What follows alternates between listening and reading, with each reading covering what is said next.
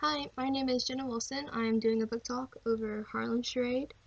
It is a book by Natasha Tarplay, and it is on the Texas Bluebonnet Award list for 2017 through 2018.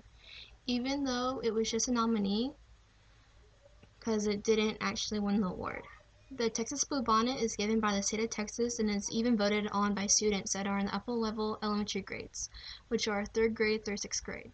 Harlem Charade is a great book for students ages 9 to 12 because they can easily relate to the main characters that are ages 11 through 13 themselves. The book is perfect for students who like to learn and read about diversity. It's also a satisfying mystery that illuminates controversy surrounding an actual museum of modern art exhibit on the Harlem from the late 1960s, and it examines the intersection of cultural identity and art.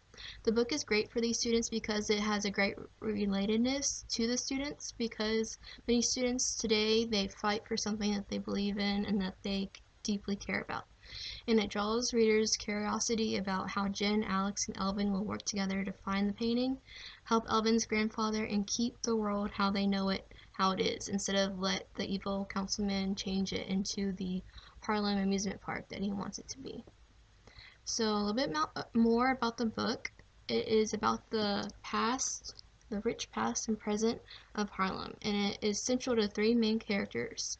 The 3 main characters I mentioned earlier, there is Korean American Jen.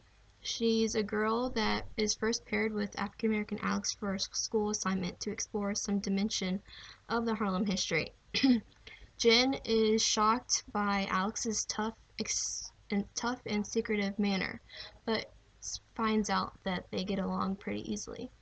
They unite over shared interest in the recent discovery of a painting by a black woman activist artist of the 1960s.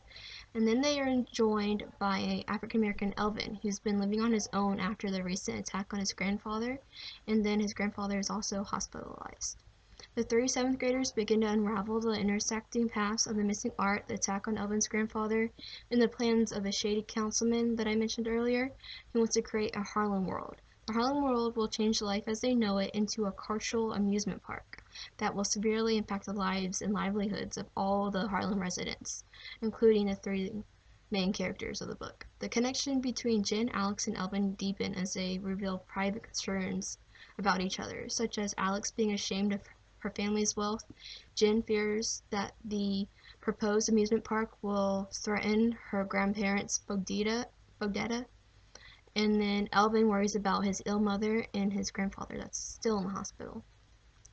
But I really recommend this book. It's very entertaining, and I think it's good for 5th grades and 6th grades especially.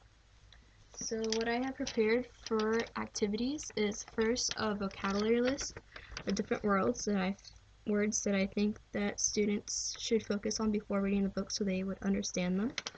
And then for the first before activity of the book would be a matching activity for the words. So you have the words and then matching sentences for the students to match them together with.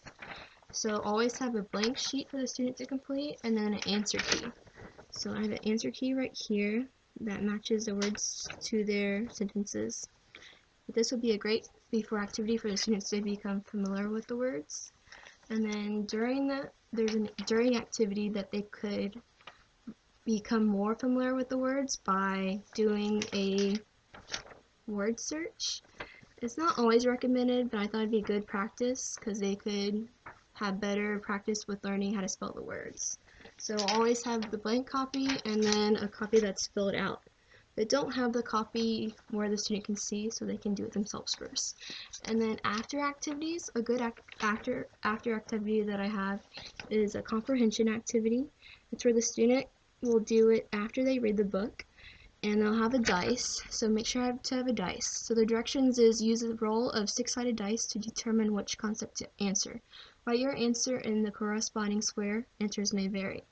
So you can have the student roll, let's say a 3, and then they will have to answer this question.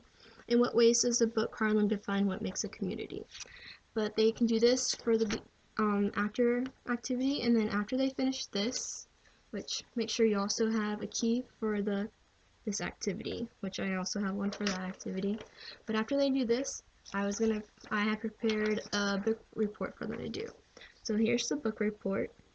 It's just something so they can summarize the book and tell other people that they know what the book is about. So they'll have to write about the name of the book, their name, the date that they're doing the book report, the title of the book, the author of the book, the date the book was published, and the number of pages. And then they just write about the book. And then I also have a completed version of the book talk. But I definitely recommend this book for all kinds of grades, especially 5th grade and 6th grade. I think they'll really like it, and then 7th grade will definitely fit in right with it since they're the same age as the main characters. So, I deeply recommend to join Korean American Jen, African American Alex, and African American Elvin as they find clues to solve 2 mysteries. First off, they must find out who's behind the fact that Elvin's grandfather went to the hospital. Then the second mystery is where the 3 must find clues and solve the case of the missing painting.